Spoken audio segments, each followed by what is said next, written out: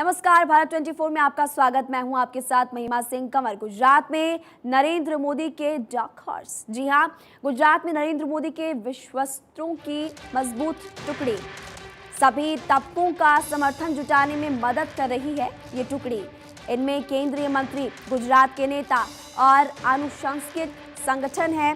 केंद्रीय मंत्री में अमित शाह, भूपेंद्र पटेल, पुरुषोत्तम रूपाला के नाम शामिल है। पीयूष गोयल, मनसुख मांडविया, दर्शना जरदोश भी केंद्रीय मंत्री की टीम में है। वर्तमान की बात की जाए तो वर्तमान में भूपेंद्र पटेल, हर्ष सांघवी सरकार में है। सीआर पाटिल, प्रदीप सिंह वाघेला रत्नाकर संगठन के प्रमुख नेता है। आनुषंगिक संगठन में अमित, अतुल लिम्ये, विजय चौथाई वाले और सिद्धार्थ पटेल का नाम शामिल है।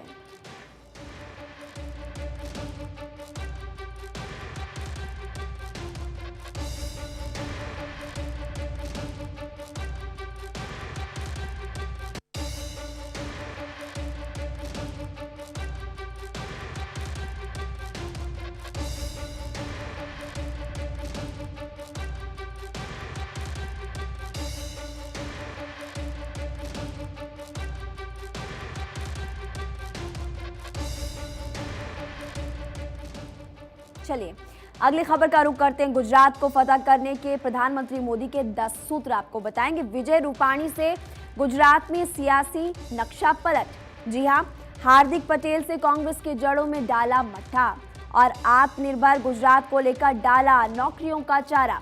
अमित शाह के जरिए खेला कब्जे का कोऑपरेटिव दांव। इसी के साथ साथ भूपेंद्र पटेल के जरिए डाले पाटीदारों पर डोरे। उधर बिल्किस अभियुक्त रिहाई से हिंदुत्व की बयान भी सामने आई। दंगों के दाग से मोदी को सुप्रीम मुक्ति और चुनावी अभियान की अगुवाई से विजय तिलक की भी उम्मीद है। फ्री पॉलिटिक्स से निपटने के बीजेपी के रेवड़ी औजार भी है। गुजरात में बनाऊं 6 से गुजराती गर्व की दुहाई भी दी जा रही है।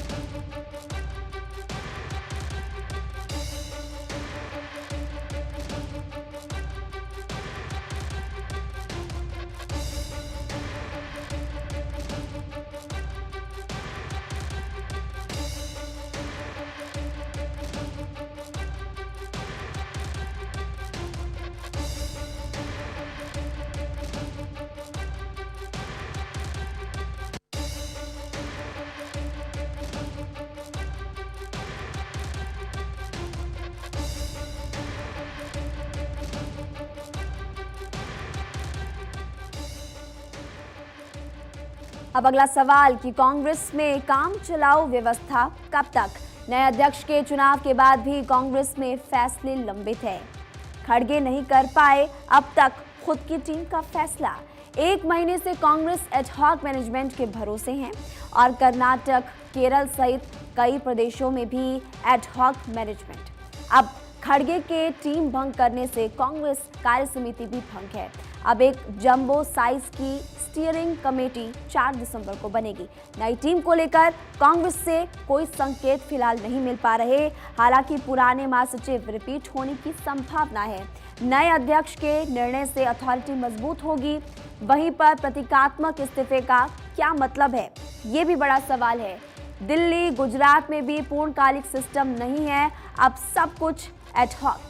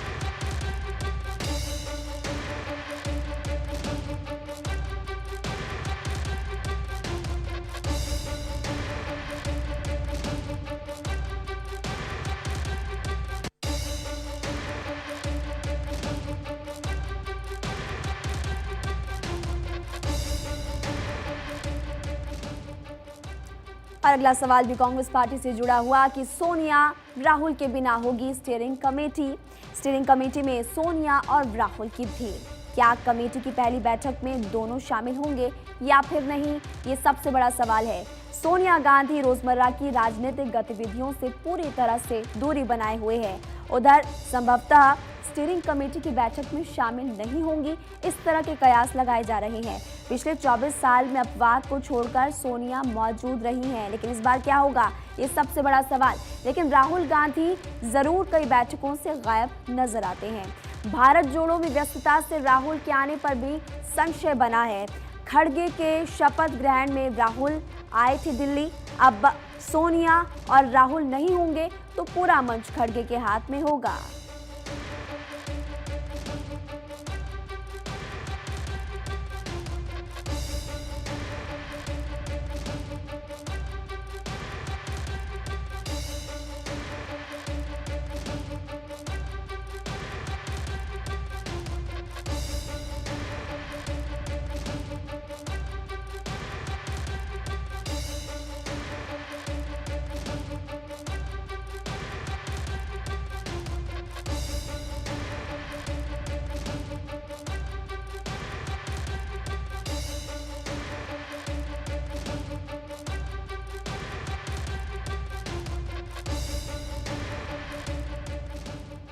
कांग्रेस की स्टीयरिंग कमेटी में तय होने की उम्मीद।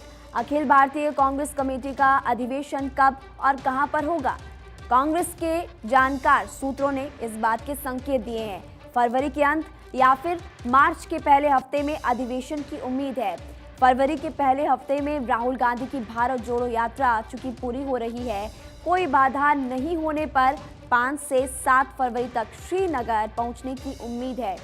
तिरंगा फहराने के बाद राहुल गांधी दिल्ली लौटेंगे और कांग्रेस भारत जोड़ो से बने मोमेंट्स को जारी रखना चाहती है ताकि अगले साल विधानसभा चुनावों में कांग्रेस को फायदा हो सके।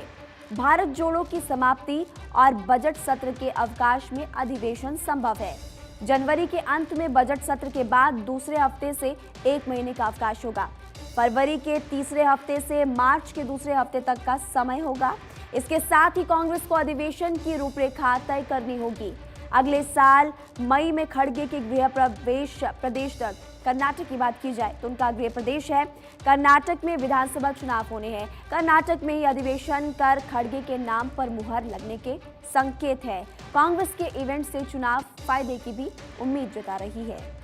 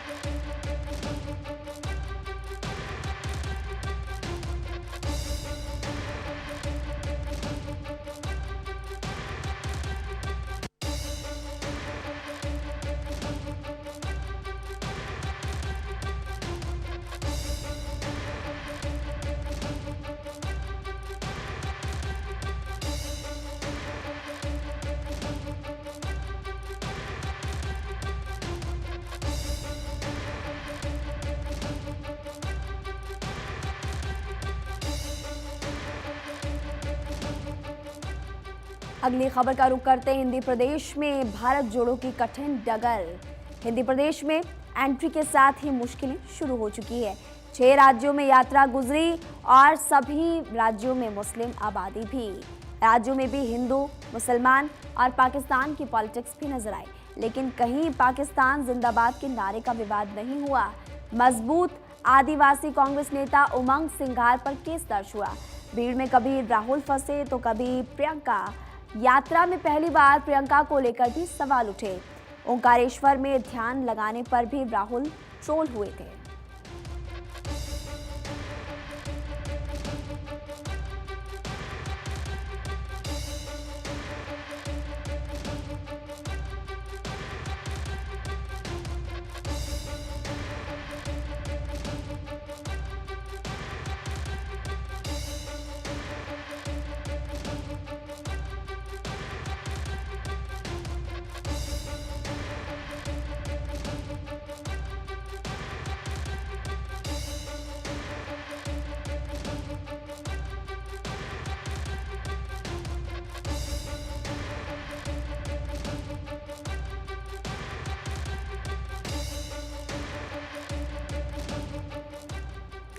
अगली खबर का रुख करते अगली खबर आम आदमी पार्टी से जुड़ी हुई। आम आदमी पार्टी के सबसे ज्यादा आपराधिक उम्मीदवार, राजनीति के सारे पुराने नुस्खे अपना रही आम आदमी पार्टी। धर्म और जाति के आधार पर टिकट बांटने से भी परहेज नहीं, चुनाव जीतने के लिए आपराधिक छवि से भी परहेज नहीं। अब तक जीत और नैतिकता का रखा जाता था ख्याल, अब गुजरात दिल्ली चुनाव में सबसे ज्यादा आपराधिक छवि आम आदमी पार्टी के नेताओं की। गुजरात में पहले चरण के 89 में से 32 उम्मीदवारों पर आपराधिक मामले हैं। एमसीडी चुनाव में आम आदमी पार्टी के 45 उम्मीदवारों का आपराधिक रिकॉर्ड।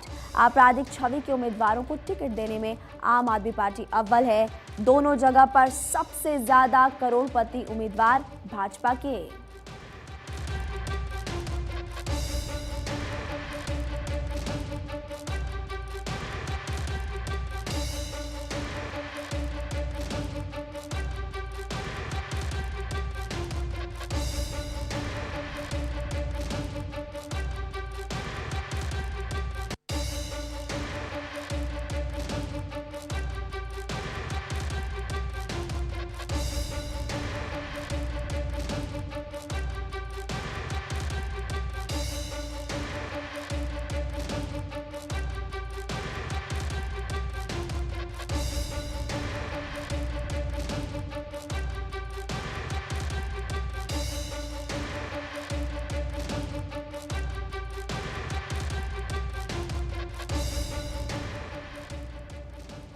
और सोशल मीडिया के जाल में फंसे ब्यूरोक्रेट को भारी पड़ा सोशल मीडिया पर पब्लिसिटी स्टंट। गुजरात चुनाव में पर्यवेक्षक नियुक्त हुए थे ब्यूरोक्रेट। सोशल मीडिया पर सरकारी कार के साथ फोटो की थी शेयर और नियुक्ति की सूचना लीक होने का अंदेशा जताया। गंभीर रुख अख्तियार कर चुनाव आयोग ने छुट्टी की और देवभूमि के सिंगर के साथ काम कर चुके थे ब्यूरोक्रेट। इन ब्यूरोक्रेट की पत्नी भी ब्यूरोक्रेसी में है और यूपी कैडर के 2011 बैच के आईएएस अधिकारी हैं अभिषेक सिंह।